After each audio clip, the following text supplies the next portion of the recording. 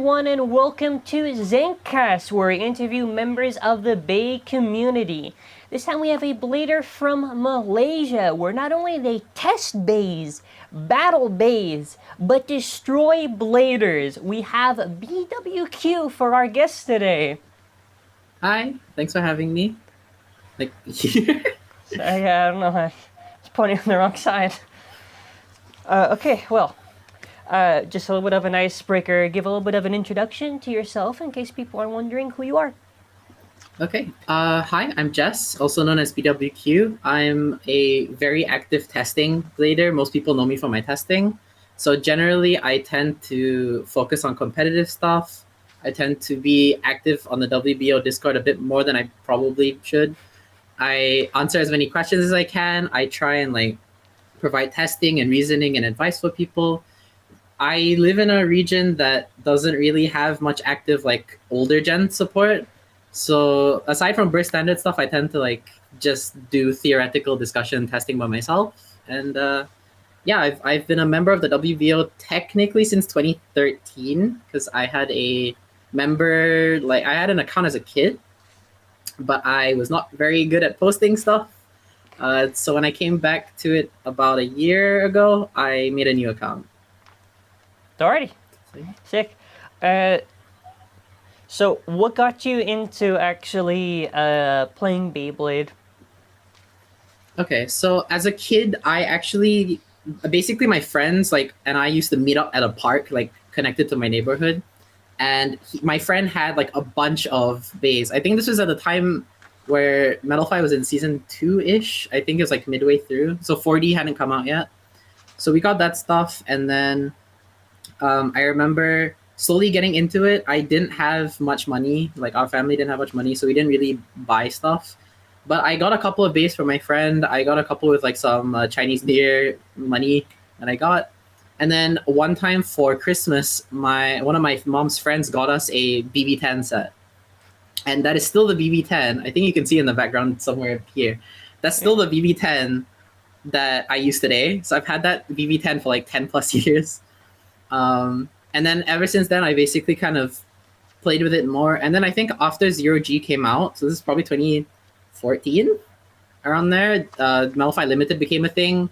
My brothers at this point kind of forgot about it or didn't really enjoy it, but I was super into it. So I started doing very basic testing. So a couple of battles against certain combos, or testing how long it could spin for, stuff like that. My WBO posts weren't the best, but I was super into it. So I think I kind of knew where to start off when I came back in about 2022-ish.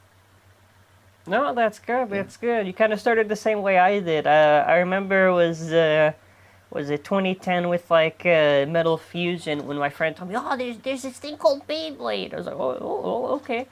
And then after I got inevitably hooked on it, but you got luckier because obviously you have more of the actual bays. We had to even on here the launch was people selling out like crazy. The original bays were just Dark Bull, Dark Wolf, Dark Gasher, Pegasus sold out, all this stuff sold out. So you got you were just left with the shelf fillers.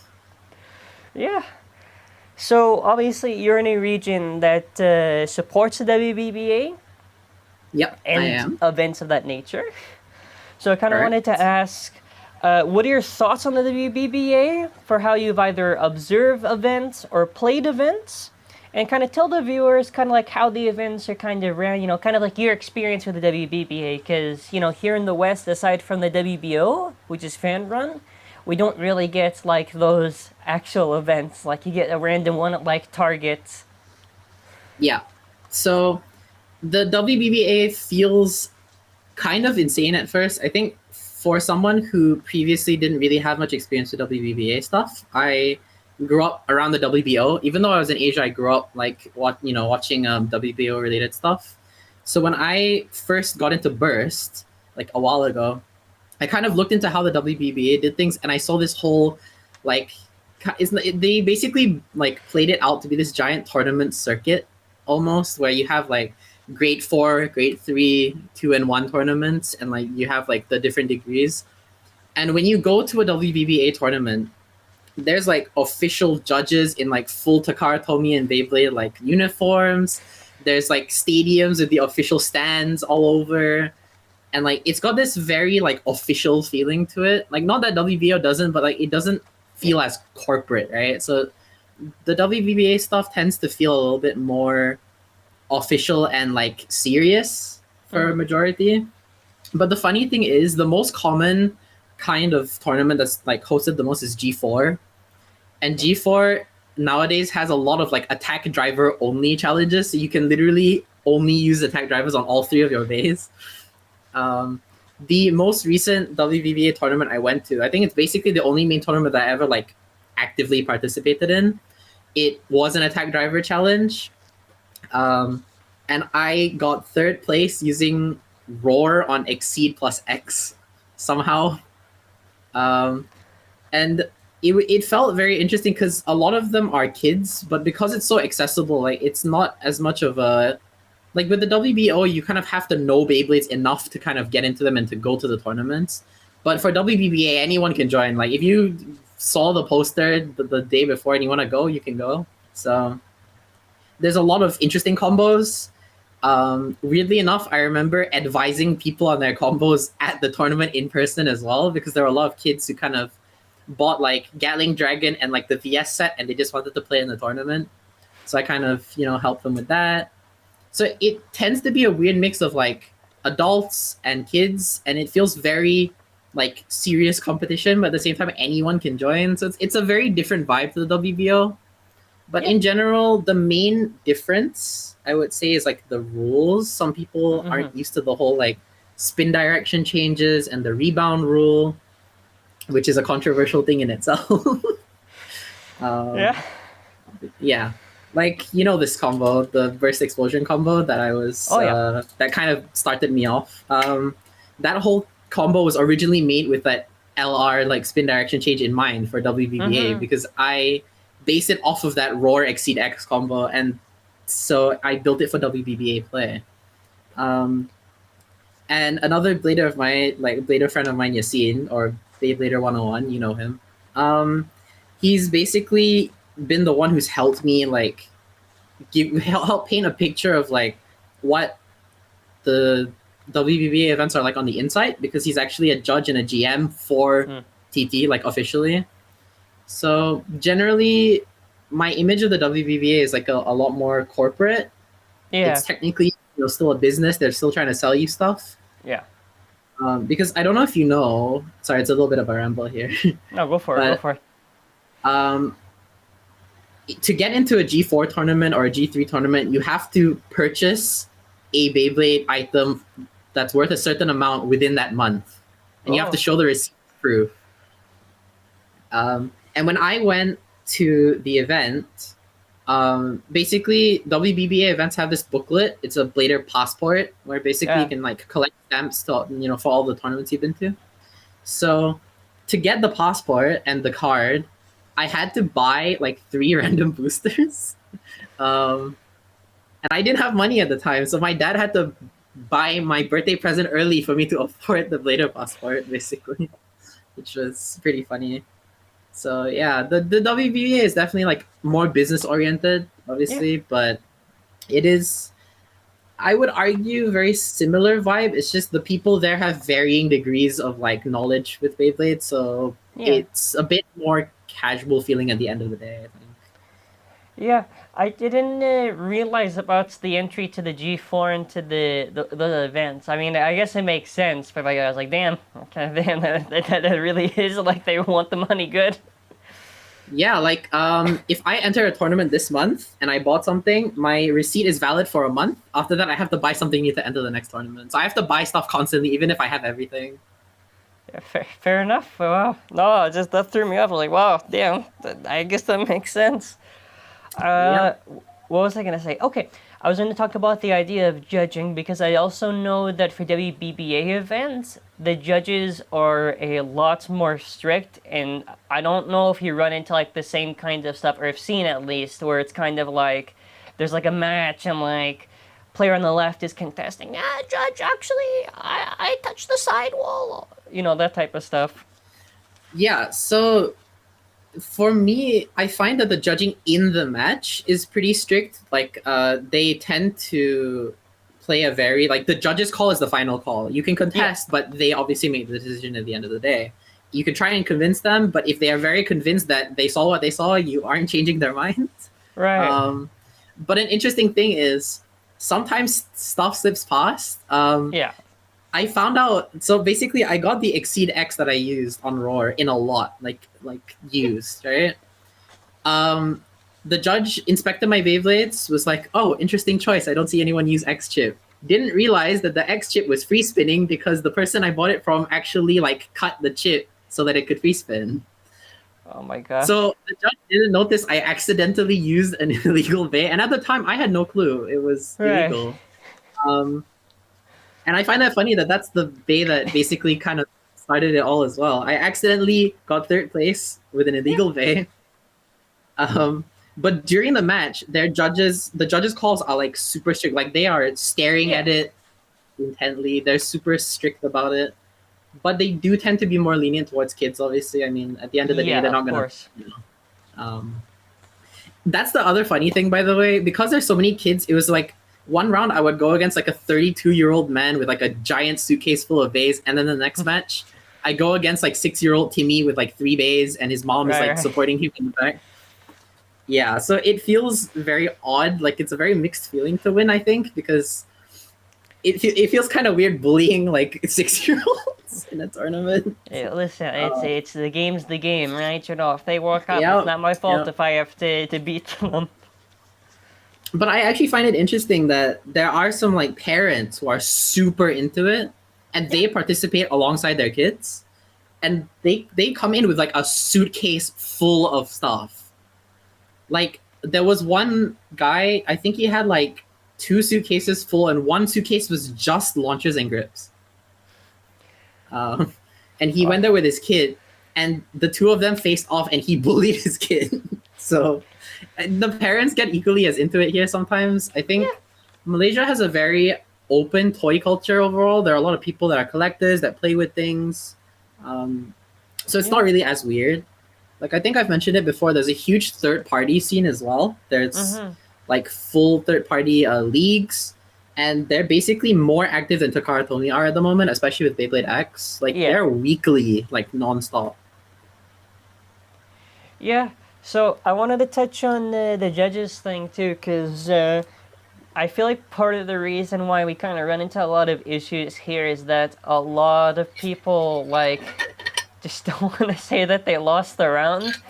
Because I feel like, for the most part, even though I do know that maybe sometimes, maybe 1 or 2 rounds might accidentally be the wrong call, whatever, I feel like, in general, event flow, and, like, if you compare certain areas, like, here in Toronto, we're very laxed. So, like, if I say, sorry, man, you lost, they're like, okay. I do the same, too. Like, if I lose, I lose. I don't really care too much. But, like, on some other areas, and more specifically on people, you know, they'll be like, oh, we gotta review the footage 5 different times. We gotta play it at 1/1000th of a speed, and it's like... Yeah, like 3 people have their slow-mo cams like pointed right at it and everything. Like yeah, it's like, I don't know if we need that excessive. Like, it kind of reminds me... I see it on Virtuous... Sorry. I see it on Virtuous Circles vids a lot.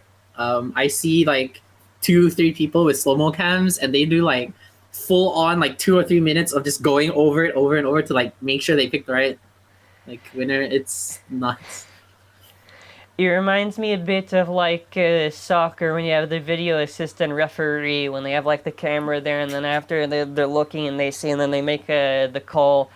I just kind of feel like part of the issue is just like, I feel like if we just a little bit closer to the WBBA in some sense, I feel like it'd probably cut a lot of like the persistent kind of toxicity that sometimes can come from a WBO. Not really, I don't want to say event, that's too generalizing, to specific maybe people who can't accept, because I mean, you know, sometimes you just gotta like admit like a loss is a loss. But I was gonna ask the next one. I don't even think, I don't think you guys even have rankings. Do you guys even have rankings for the events, like for like top players, or just more like you go, you win? Okay, so generally I know there's the passport, so basically shows like how many times you participated, if you win, or if you get 3rd place, 2nd place, or 1st, you get a varying degree of extra stamps. So I think the stamps basically act like your points. I think for G2 and G1, there's a minimum that you can like you need to get in. I think you need to like present your passport. That's as far as I know. I don't know if it's different in my country as well, because Japan might be a whole different thing, because some Japan tournaments I've seen are quite different. But the way they do it here, yeah, generally they have a point system. I know there's also like those like third-party underground leagues, or they used to be, where they have a point system, and like the top of the top, they compete in this huge tournament. And I think you can ask some of the Singaporean bladers. I remember there was a story, I don't know how true it is, but the grand prize was a car. Oh my God. That reminds me of when I was talking to a friend when they talked about those big prize stuff. Okay, the next thing I wanted to kind of ask, just to add on to that on the WBBA events, was just in terms of advancing. So I'm assuming obviously they're not going to do like the thing we do here, like we do challenge, whatever, we do that type of stuff. Isn't it for WBBA, don't they do it by like, they rack up how many total wins, whatever, in like a tally or something like that? No, so actually for G4 and G3, there's 4 sessions. You basically register for one of the sessions, so there's one an hour, and it's just a single elim bracket from like 16 or 8 people, and just go straight to the center. There's a 3rd place match and a 1st place match, but other than that, you lose, you're out. Oh, okay. Okay, yeah, that's way different pacing. Yeah, like I actually did 2 sessions for the tournament I went to, and the first one I lost the first match, and I had to wait like an entire hour to play the next one. So right, it's very, very different. Okay, we already kind of touched on this on the WBO side, but I'll still ask it. So kind of, what do you think about the WBO kind of after being so long in the community? Because unlike the WBBA, they have support for the WBO and like legacy events. Like for an example, like since Burst is technically over, once Beyblade X would start, there's no more Burst events, just like how there'd be no more Metal Fight or plastic stuff. So I'm kind of curious, like, how do you think about like your like thoughts on the WBO? Because WBO is like very unique for the opportunity that they would give to bladers. Yeah, so the reason I like the WBO honestly more is because it's the whole for bladers by bladers thing. We know what we want, we know what other bladers want, so we can basically kind of adjust things the way that they should be. So rules, ban lists, having people be organizers so a certain area can get coverage, or like you said, legacy formats. I think legacy formats, like the main thing that people like the WBO for is giving, like, if you don't want to play Burst Standard in WBBA, you can't play. But if you want to play literally anything in WBO, if you host or you find an event, you can play it. Like plastics, you can play HMS, Metal Fight, Burst, anything. So, and again, the ban list adjustments in WBBA, the only bans have ever occurred if they were like either way too strong for their air, like ridiculously strong, or it was an exploit, like with the maximum Garuda God chip thing. Yeah. Which, fun fact, is still banned today, even in current Burst Standard. Yeah. And then you have like us, where we basically constantly test things. We take the results of tournaments and we see, okay, this isn't as OP as we thought. This is too OP. We need to, work on that. And it basically constantly adjusts. So I think the reason that it's better to me is because we have this community behind it that drive the decisions. So I think in general, the main idea is like, if you want to change and the community wants to change, we'll make it happen. Yeah. And I think part of it is kind of silly because they were on top at the start, at least. They did Death Scyther. I think Death Scyther might have been a little bit too late when they're doing it, but then Dark Death Scyther, Garuda, I know they did Odin as well, I think. Yeah. There's, I think there's other regions where there's like specific bans at WBBA, but I know just the Japan-specific ones. And I think even asked Mac the Burst, and it's like, those are just the ones, which is mind-blowing to me that like these guys just gave up after a while on part panning. Yep, I mean, they didn't even like bother trying to ban like Vanguard.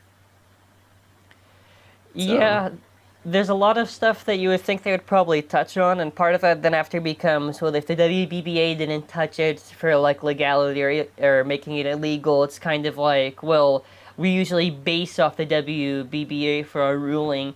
That's why it's always kind of funny when some people say pro WBBA, because they're not technically pro WBBA. Pro WBBA is like you're doing literally just the DB Stadium all events, but it's more just like the general inspiration from the WBBA and the general outlook of it.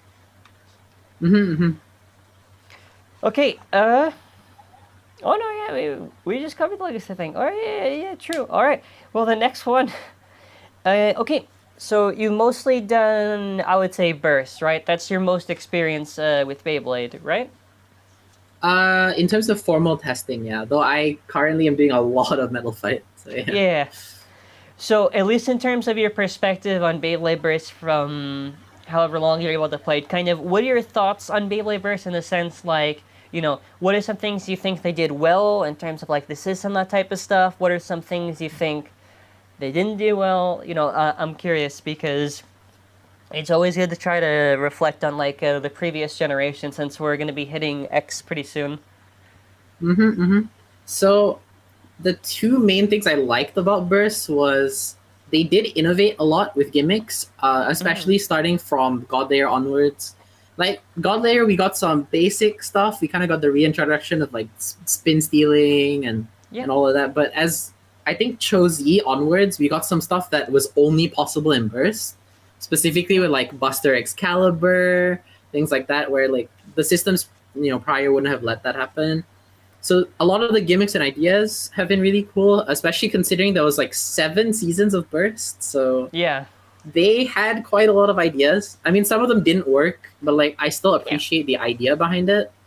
Like my favorite gimmick is Heaven, like GT Heaven, the whole click healing thing.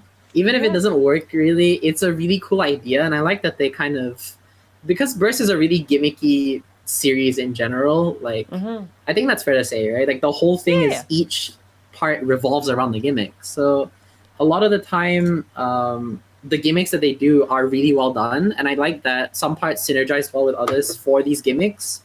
Like Crit Void is my favorite example of that. Like the idea of like making it click easier on purpose and having the metal sword and everything is just really cool. And then the other thing I like is because there were so many seasons, we can have a Burst Classic metagame and a Burst GT metagame that are completely different, but they still can share the same parts. That's a really cool thing. So like drivers especially, it's really cool to see that. And I think they did the designs really well. Visually, a lot of the Burst bays are really nice. But the downsides, that's a whole other section. So part wear is obviously my main one. That's been my biggest gripe. Right. Because when I first started competitive Burst, I started with Burst Classic. Which is the worst one. T-Thor especially. Yeah. Like I got a used Valkyrie layer, like V1, and it lasted I think a week. So it was not ideal. I'm gonna leave Pro Series and HASBRO out of this. I'm just gonna focus on Burst as a whole because HASBRO is a whole other kind of worms right now.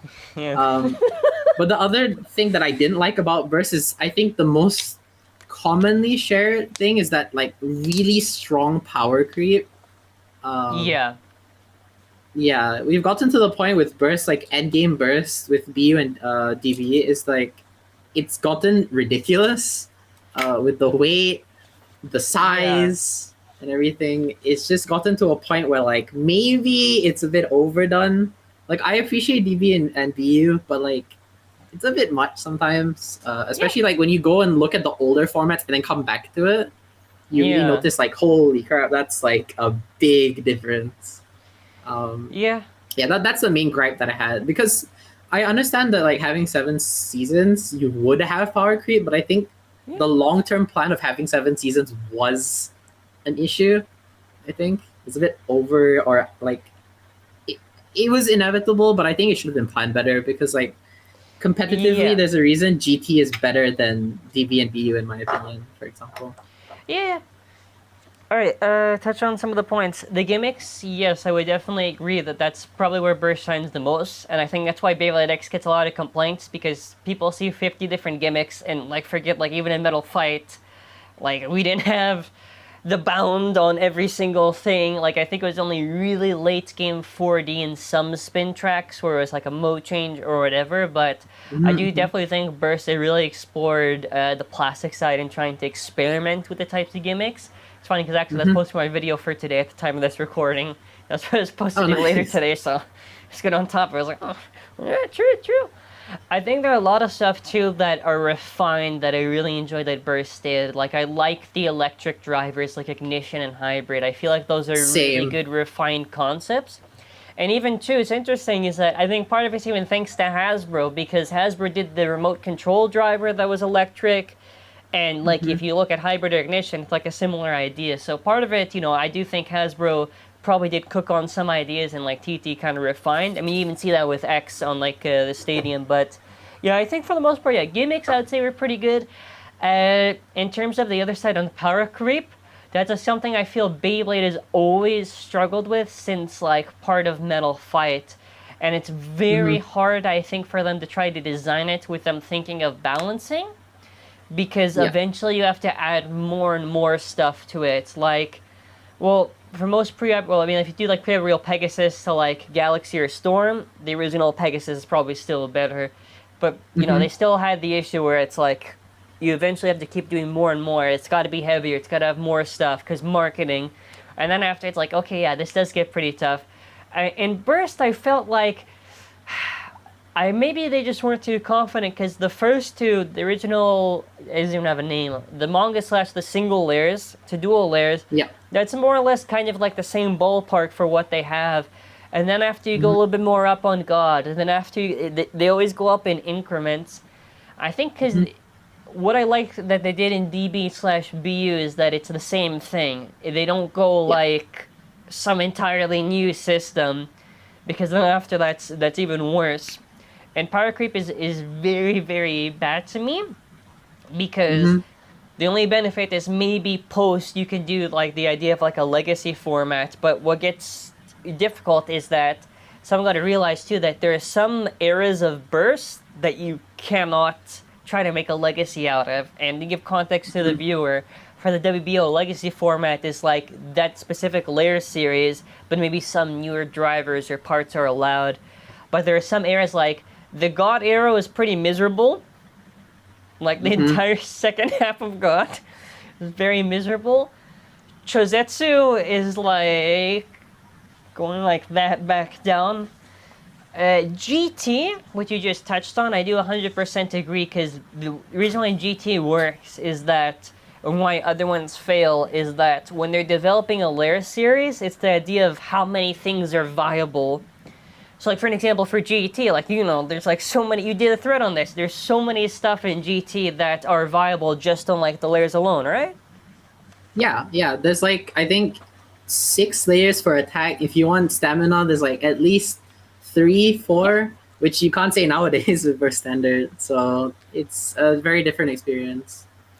Yeah, and that's why I enjoy GT a lot because it was at an era where everything kind of felt kind of balanced. I always prefer if attack has a little bit of an edge because otherwise it becomes too much of a stamina, which is in the entirety of sparking. Like sparking, if you eliminate rage, you really struggle with attack because Hollow only came at the end. I guess even if you do a legacy, like I even tried to think how could you do it. You can't do sparking. Sparking is too miserable to touch. Yeah, Super King. The problem with sparking was you have World, Rage, and Hollow, which can still be used in burst standard today. Like World is a demon in the DB Stadium. I hate Yeah. that thing. But the rest of Super King, like Brave as an attacker, it's Brave. You Yeah. have so many like it felt like an incomplete version of DB where like they were Mhm. almost there but they didn't quite commit. Like you compare Savior and Brave directly, and you can see like Brave Yeah. is just kind of not there, and then Savior just full sends it finally. Like yeah. Yeah. You could definitely tell too that I feel like they were winging it because like with double and single they did like 2A, 2S, 3A, and they just gave up on reprinting it. Maybe it's just really expensive just to do a reprint on, but there's like a lack of variety. And I have nothing against 4A, but I also thought that Hollow should have just gotten a double instead of a single, because I was like, guys, Yeah. you don't. Doesn't even make sense to have it on there. Like,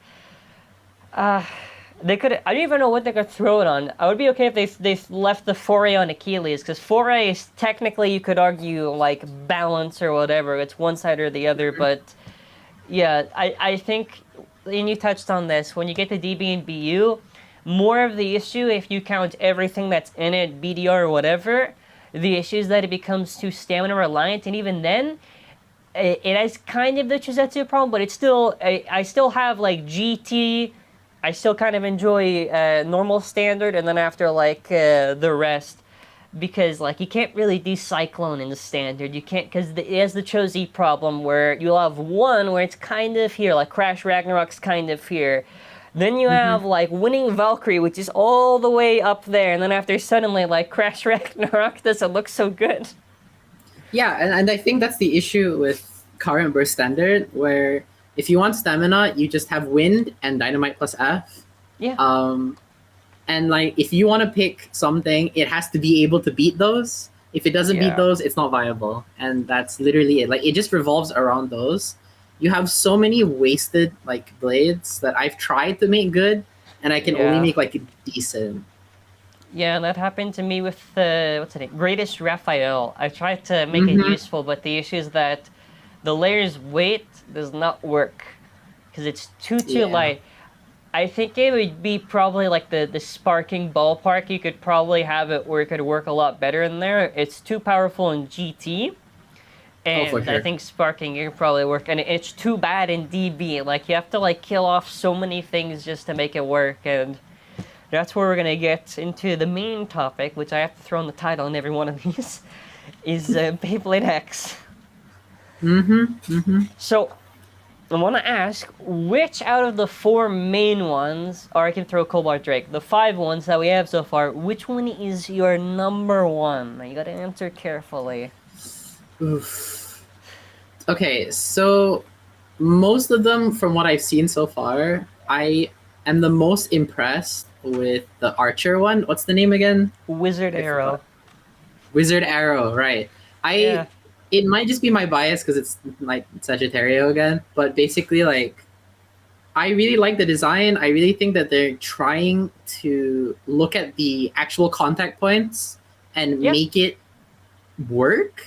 They seem to be kind of thinking from the ground up this time, and I think I like that with the whole like it feels kind of like HMS. It's literally like HMS. It's like a modern HMS with the way that they're designing it, with like your running core, your weight disc, and then like the chassis thing. The ratchet. But I like that they're thinking of it from the ground up. Generally, I just like the design of Wizard Arrow the most. All of them honestly look kind of cool. It's starting to grow on me because I remember seeing them first and they looked really rough. Like they looked like prototypes, like permanently. But it's kind of growing. Yeah, they're focusing on function over form for sure, and I kind of appreciate that. I like that they'll probably do a bit more aesthetic stuff when it comes to colors or like the bits in the middle or whatever, but they're focusing on making it a sport. They're focusing on the competitive aspect, and I just hope that they get that right, because right now it's looking good. I just hope that they keep that going like throughout. Yeah.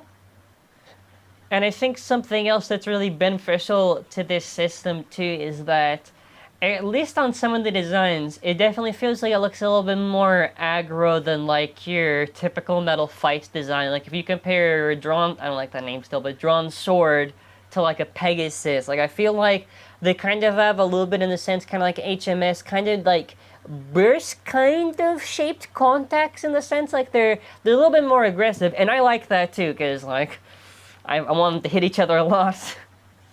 Yeah, honestly, the trailers and like all of those, there was like the convention, I think, is like a preview event. Yeah. All the battles from that they've been really good. I like the idea that they're making attack a focus for a lot of it, but they're also making it like, instead of stamina focus, you're countering attack. Yep. basically. And I find that interesting. I want to see what they do with other stadium designs because obviously this one is like the attack type stadium, just like the BB10 and so on. Yeah, they usually have like the Um, base stadium. yeah. So I don't know if this will be like the base main stadium for competitive yet. I don't know if they'll have a standard. They might do this thing where they have like 3 or 4 stadiums based on each type, maybe, Yeah. or something like that. I don't know. But it'll be interesting. I do like the idea of them having bursts still, but it's Yeah. not based on teeth. I'm so glad that they solved the issue with the teeth. I'm glad. I just hope that they are not fragile because there was an issue that people like saw it looked kind of thin. So I just hope that it doesn't break. I think that's the main thing. Yeah. But yeah. I feel like with how they designed it, and we'll cover like the general thoughts on like the system and gameplay in a second, but to me, it definitely looks like more competent than anything Burst thought of. I think teeth were a very stupid idea. I don't know. I don't know if it was malicious or not when they were designing it. I feel like maybe they just thought, oh, nah, just make little tiny little locks. Maybe it wasn't, but I like the idea it's on the bottom and that's what it holds. And the only thing is that it's the side part that you trigger to turn it. I feel like because of how they turn, I don't know if we'll ever get anything that'll be that aggressive on the wear. Because usually if it's just impact to turn, that's probably just going to be a height matchup and that's be a quick launch. Could it potentially happen? Maybe. The only thing I think I maybe fear is just the stadium's gears. Because I imagine if they're going like this so many times, it probably would wear down. Yeah, I think the teeth will wear down, but I wonder if they will sell like replacement gear parts. That might they better. probably be a business idea for them. I don't know. Yeah. Yeah. So, just to cover now, yeah, this kind of adds on to it. But in terms of like the stadium and in the system, so I'll give context to the viewer in case they have not seen it. A Beyblade X stadium and how the system works and everything. Your blade is your main part that makes contact. Your ratchet is what will slide, and that's basically your height and the number of sides on it, so that we currently have 3 and 4 sides. And your bit, depending on what's a little part of that little cylinder thing on the bottom, that's what determines how tight your resistance is. It is 1 OS, I have to remember this because I did the videos on it, 2 over finish in the over finish area, 2 burst, and was it 3 extreme finish, and it's a total I believe up to 4 points. So kind of, what is your thoughts kind of on how they did the points, and also kind of in general what the stadium, I know you touched on this a little bit, but the stadium is very different from your traditional stadium like a BB10, right? BB10's like 3 exits, whatever, but this is like a little bit different. Yeah, so the stadium thing I'll touch on first. I don't know how I feel about it. This is the first time we've kind of properly stepped away from the standard dish style, like just the dish is the main focus of the play area. Now there's a little dish and then the outside part is a whole separate part. Yeah. I like it. I like that they're trying something new. I'm sure they have a vision in mind, and like I said, I'm sure they have other stadium ideas in mind. Yeah. But for this specific stadium, I feel like competitively wise, it's not the best balancing choice because like Right. defense versus stamina is kind of unbalanced right now. Stamina would clearly win. But yeah, another thing that I do think about the rules, 4 points is a bit awkward for me, but at the same time, I guess they're trying to go for the whole like burst finish used to be like pushes you to near the end of the match. I think that's what they want with extreme finish, where like it's 1 point away. Extreme finishes feel a little bit weird to me still. I feel like it's basically just an over glorified over finish, but Yeah. I do get that focusing it on like that 1 point on the stadium where it basically like flings it towards the enemy. So the rules, I like that they're trying something new. Like I said, I'm sure they have like a vision in mind with this whole sports thing. I'm sure that they have this whole like vision of what they're gonna evolve it into and how they're gonna host events for it and what the whole like idea is. But what we have right now, like these just like 5 bays and like just the stadium, it's okay. I think it's a good start. I think it just depends on how they proceed from here and how they continue to evolve. That's the main thing for me. Yeah, so I wanted to touch on the stamina thing, because they did kind of the approach they did in Zero G with the Zero G Stadium, because in Zero G it was defense, wide defense, that is defense, spike, bottom spike, that stuff, that is stamina. But in Zero G, they swapped the types, so now the spikes are defense and the defense is stamina. So I thought it was interesting that they did a similar approach here, where it's like the ball is stamina, when typically that's traditionally defense, and like the needle is more. I think I just mixed it up on how they got me. The stamina. Okay, the ball. Well, the ball is usually defense. Now it's stamina. The spike is stamina, but now it's defense. Okay, I got it. Yep, there you go. Yeah, but the strategy thing, and I can send the video after. What was interesting actually is how you launch in this stadium is very much in the same vein as Zero G. It's very going to be focused on that strategy. And I remember watching a video with Wizard Arrow, which I am biased towards because that is also my favorite one. When they were launching it, actually, even though they're using the stadium gimmick, it was kind of evading. So I imagine probably some of it might come down to kind of like tilting or getting at the angle there to kind of evade. I know there's also technically the idea that depending on what side you are when you launch, you're going to have an inherent bias to that side, ignoring like spin direction right now. I do feel like the very interesting part for this and why I'm very hooked on it is probably the strategy that's going to spawn from this, because there's the height aspect, there's bursting it, there's all these things, and they're in a kind of a rough spot beforehand, because like once you do burst, it's like, okay, you kind of got to do it again, because if you take away burst, it's going to feel weird, because they usually add on each gameplay element. But no, I would definitely agree too that they should try to do some variety in the stadiums, and I feel they probably will. Even though they're doing like the sports marketing, I feel like, well, actually, what did Burst do? Burst did do some gimmicky ones. I know they did the one with the spikes, they did the big wide one. What else did they do? But they did the Mugen. Well, you can't really do the Mugen again. a lot of electric stadiums. Yeah, a lot of electric ones. Yeah, I'm just trying to think. Oh, actually, because you did grow up with Metal Fight, there is one stadium I think in the back of my head they could do. I don't know if you know this. I'll get a picture just in case. But do you know Tornado Herculeo?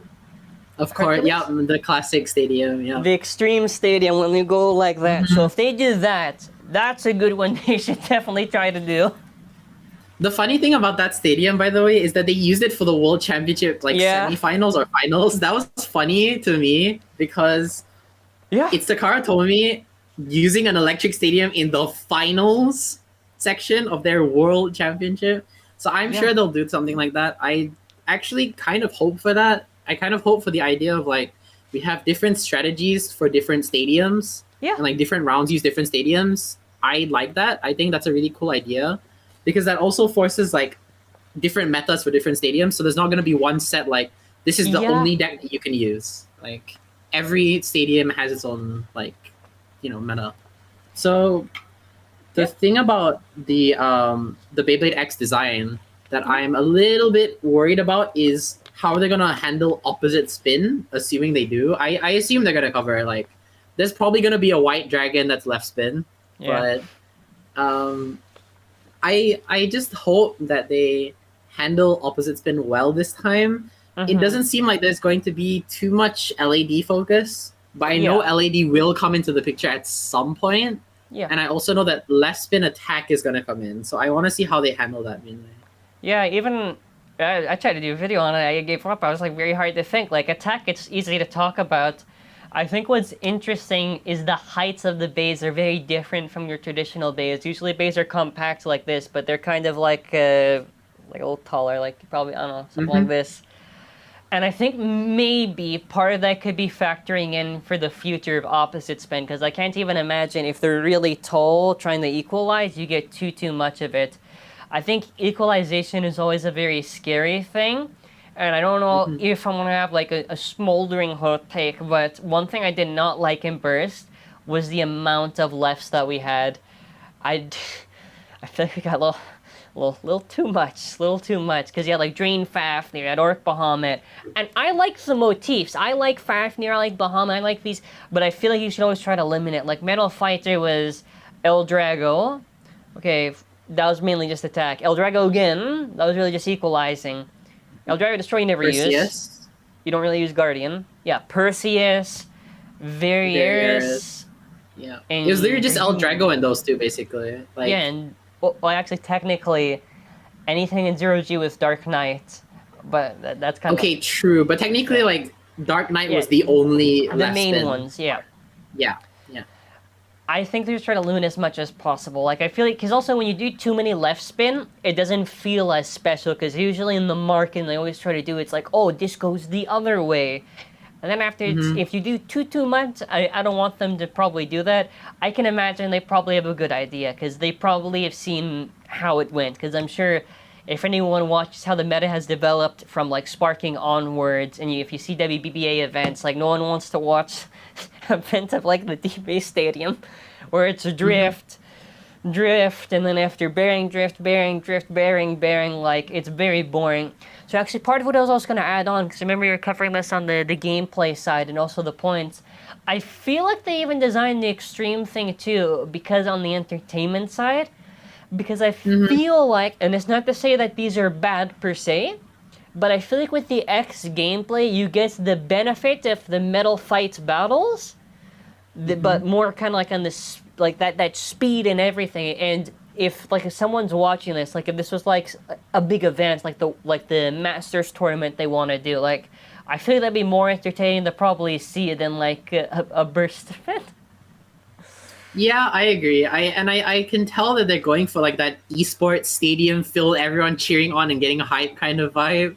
I think they want like intense battles. They want like, oh, they got an extreme finish. That's like a huge like reverse sweep incoming, or like they want that hype. They want that excitement. I like that they're doing that. They have a clear, idea in mind. Yeah. I'm sure they won't do as much LED stuff. But the other thing that I'm hoping for is that if they do rubber, they don't do it the way they did in Burst, where rubber tips that were needed are locked in random boosters and sets only. I think that was like a huge downside of Burst, like accessibility. Because X is going to be more expensive. X is definitely more expensive because it's new and it's this whole thing.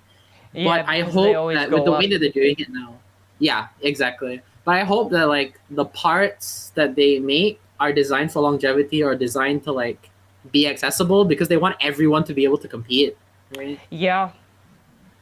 And you don't want to make it too much where it creeps too much. Like the random booster, because I was just trying to pull this up because I was trying to search it. Like even the random booster is like is a little bit much.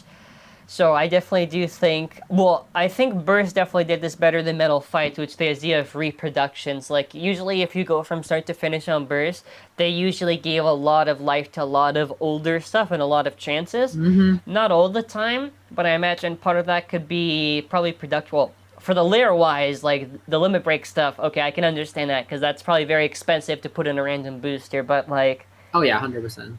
When the biggest mistake that Burst did, and this is the same thing that Metal Fight did, is when they picked the useless bottoms that nobody wants. Like, we saw so many excels in Burst, literally at the end. Fusions, defense. And Metal Fight, you saw the same, like, semi-flat, like, the bottom of the barrel they tried to pick out.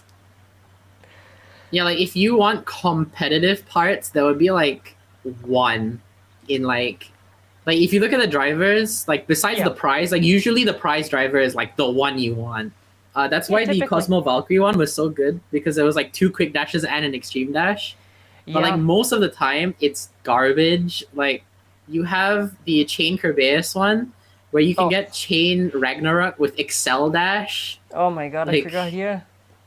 Yeah, and then the VS set, which is I'm still salty about, is that they gave Burst Spriggan Fusion Dash as Spriggan's final, like, evolution. Like... Yeah. Yeah, okay. that was terrible. No, yeah. Alright, I want to go over the other bays. So your top is the Wizard Arrow. So other than Drake... Yeah. Because Drake's like a rare bay, and I can't put Drake always at the top, we gotta be fair to the other ones. Okay, what is your second favorite one? There's Knight Shield, Hell Scythe, and Drawn Sword. So what's your number 2? We're gonna find out what you hate the most. Yeah, so the one most people I've seen like Hell Scythe. I think they like the aggressive design, they like the kind of edgy design. But I like Knight Shield more. Knight Shield's my second favorite. I like the defense type. I like that they're going for that, like, it's a circle with low recoil. They're like Right. bare bones, like defense, and I think it works perfectly with the name. It works with the theme, and I like it. I like it a lot. Yeah. Okay, so what is your Yeah. bottom two? And is the bottom one drawn sword?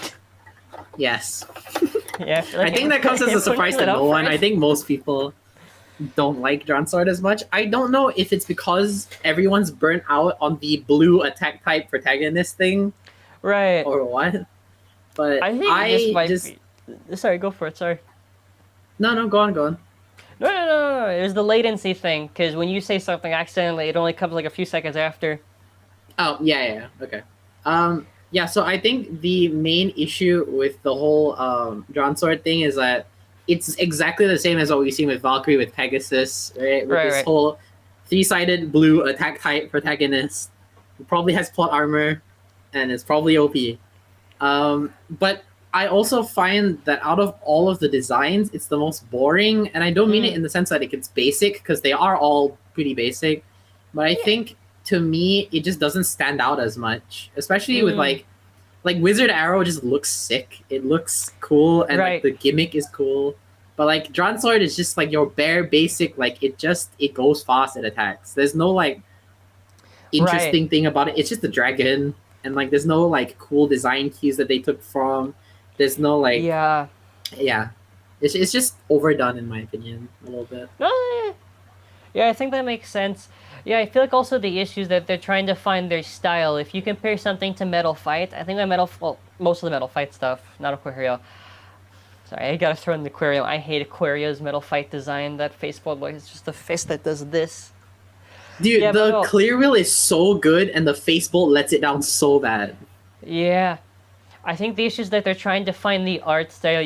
I definitely feel some were developed earlier than others. I feel like Hellscythe definitely feels like it was the first one, because that has like those weird highlight things on the skull. I feel like, and maybe it's just because there's space on there, but I would love to see them incorporate, like if Drawn Sword had like a DS or whatever, like they're always missing kind of just that like that one thing that makes them pop off. Like I feel like, and why you're saying this too, like why Wizard Arrow works so well is kind of the design that they have. All of them kind of have like the motif, but they kind of have like a little effect on them, but they just need like I don't know if I'm making sense here, you know what I mean, like kind of like something to make them really stand out.